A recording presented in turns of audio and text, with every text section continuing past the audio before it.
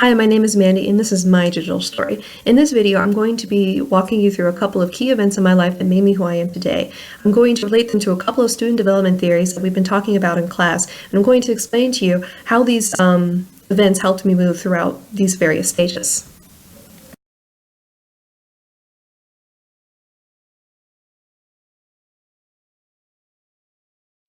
So growing up, I didn't have a whole lot of friends. Whenever it was time for us to pick groups for a class project or something, I was always the odd one out. So I was pretty sensitive to my teacher's approval because they were one of the few people who didn't ostracize me. Anyway, I remember one day in class, the teacher asked us to hand up our assignments, but I had forgotten mine. And I just remember this look of disappointment on my teacher's face when she heard that. So this actually represents the third stage of Erik Erikson's theory of psychosocial development, industriousness versus inferiority.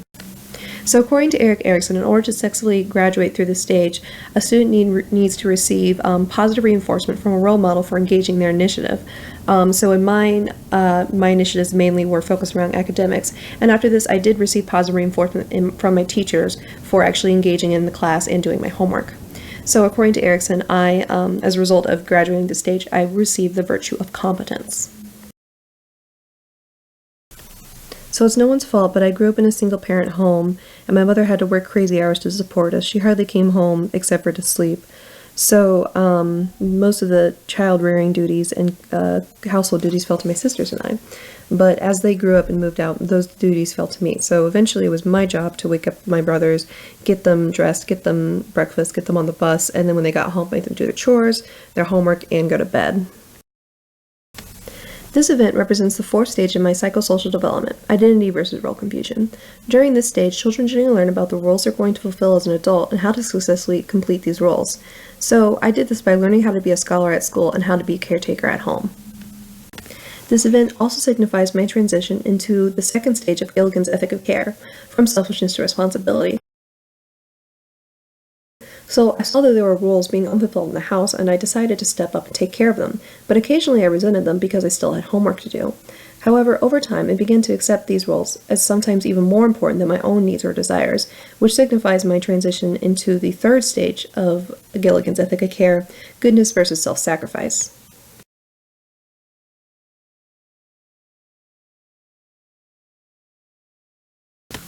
So once I got to college, it was time for me to choose a major. I wasn't sure what I wanted to do, but I knew I wanted to help people. So I kept on picking really hard science majors because either because I knew I'd make a lot of money and I'd be able to help my little brothers out, or because I knew I'd be able to help a lot of people.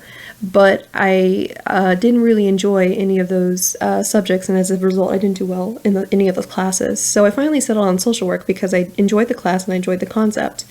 But I realized that social workers suffer from a lot of secondhand trauma and burnout because the field is so demanding. So I realized that it might not be the field for me.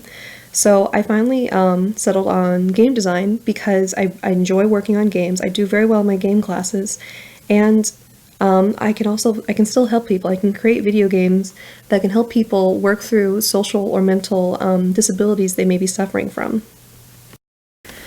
Me choosing my major based on what makes me happy before what makes other people happy signifies my transition in Gilligan's ethic of care from goodness to truth. In this stage, I finally realized that if I wasn't happy, I wouldn't be in very much of a position to help other people be happy. However, if I was passionate about the work that I did, and I was healthy and happy myself, then I'd be in a better position to help other people find their own happiness. Thank you for watching my digital story. I hope you enjoyed it, and I hope you learned a little bit more about me. I look forward to learning more about you too.